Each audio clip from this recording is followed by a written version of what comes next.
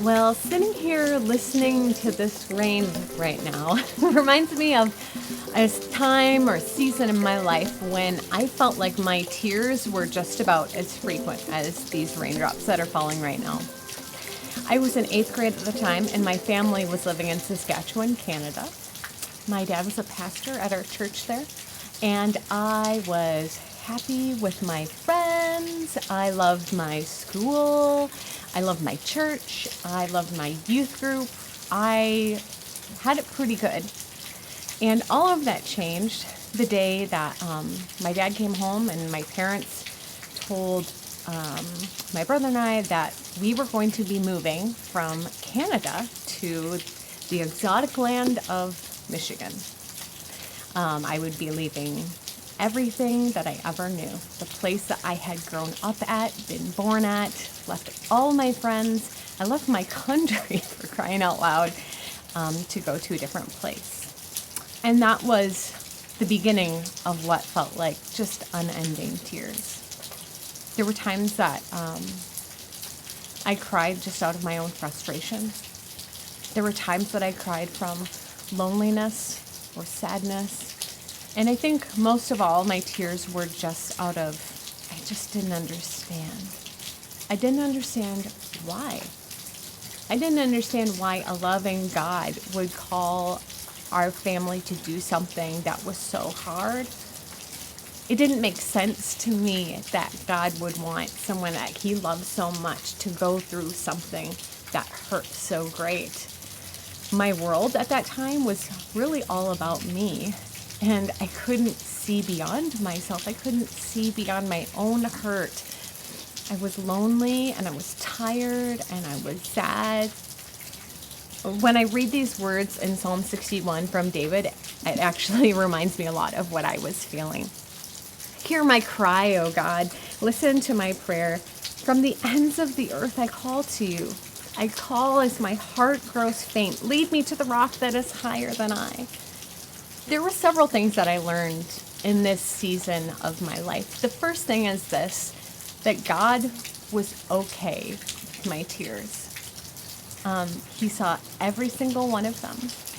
And I learned that God doesn't want me to pretend. He doesn't want me to pretend that everything is okay if it's not. And in fact, in my honesty with God, I found relief and freedom and comfort. The second thing that I learned in that time in my life is that God will never leave me.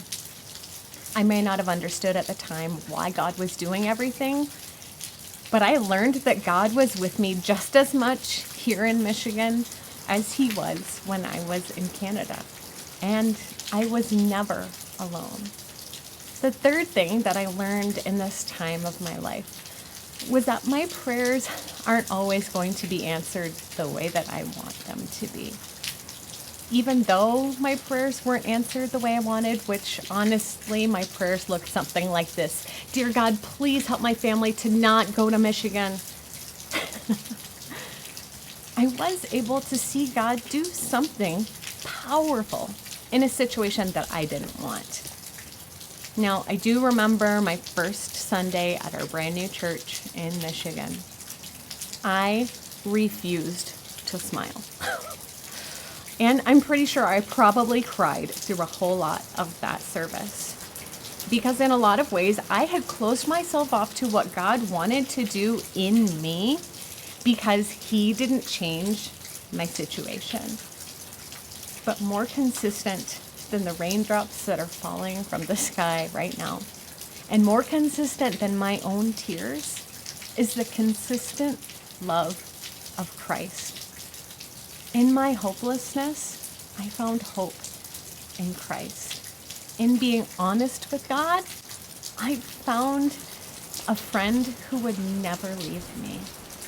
And because of all of those things, I was able to eventually see beyond my hurt. I was eventually able to see beyond myself, to see that God wasn't done with me. He wasn't done with my family. And he did things that would never have happened if our family would have stayed. So whatever you're going through today as you're watching this, my prayer is that you might find some comfort in my own story and what I've gone through, and how God has consistently been a comforter and a friend, and He's never left me, and He will never leave you.